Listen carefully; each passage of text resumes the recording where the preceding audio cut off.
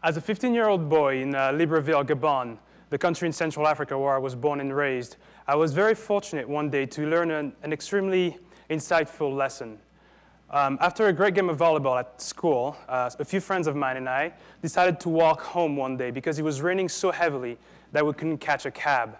And you see, Gabon has 80% rainforest, and so when it rains, it literally pours. On the walk home that day, I noticed a set of poorly constructed houses on the side of the road. The problem with these homes, you see, is that they were built in a deeper basin than the road, and so when it would rain, the water would get into these people's houses. And that day, it had rained so heavily that their homes were completely flooded, all the way to the roof. And so I sat there and I looked on and just wondering where those people would have been sleeping that night. Where would they have been sleeping that weekend? And I really wanted to do something about this situation. The United Nations defined poverty as a violation of human dignity, a denial of choices and opportunities. And for me, having my home and my family memories destroyed every rainy season would be a violation of my dignity, a direct denial of my opportunity to progress. And so why am I standing here in Provo, Utah, USA, talking to you about this situation in Libreville, Gabon? Why do I stand here and ask you these questions? Well, it is particularly because I believe that most of us in the room truly have a desire to reach out and help these people, but too often believe that we cannot do anything to change their future. At least not today. Not possibly with the resources we have, right?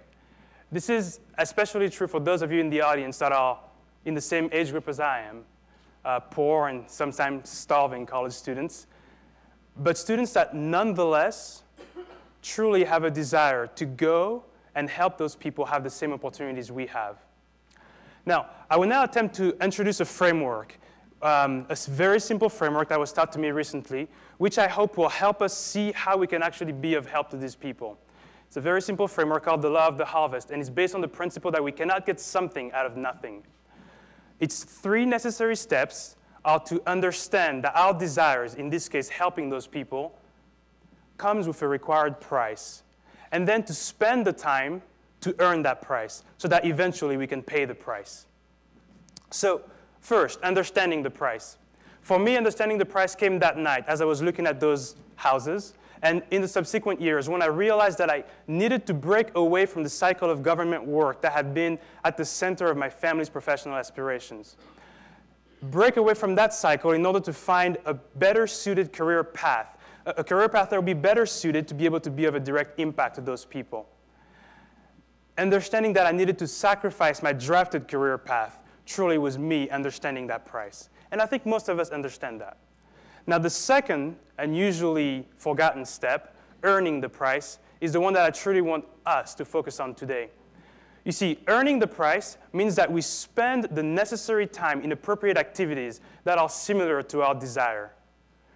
Spending the time in activities that will help us learn the necessary skills to one day be of help to those people in Libreville, Gabon, or in Guatemala, or in any other place around the world. For me, earning the price came when, as a junior in finance, I was recruiting at top-tier investment banks, and most of my peers were spending their extra time learning different things about banking and trying to be as prepared as I could for those banking interviews.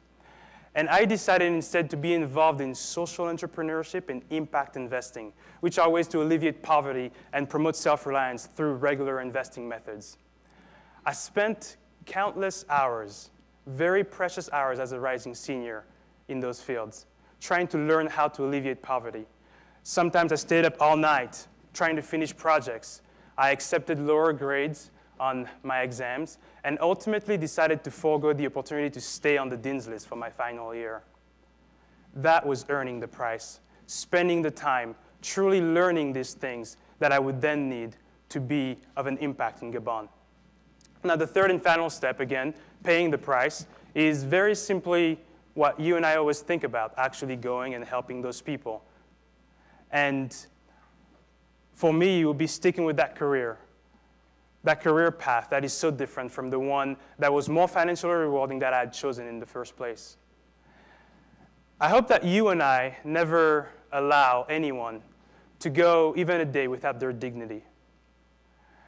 And I am certain that as we truly spend the time to understand the required price to help people, spend the necessary time earning that price today, that we will be able to pay the price when the time comes. Thank you.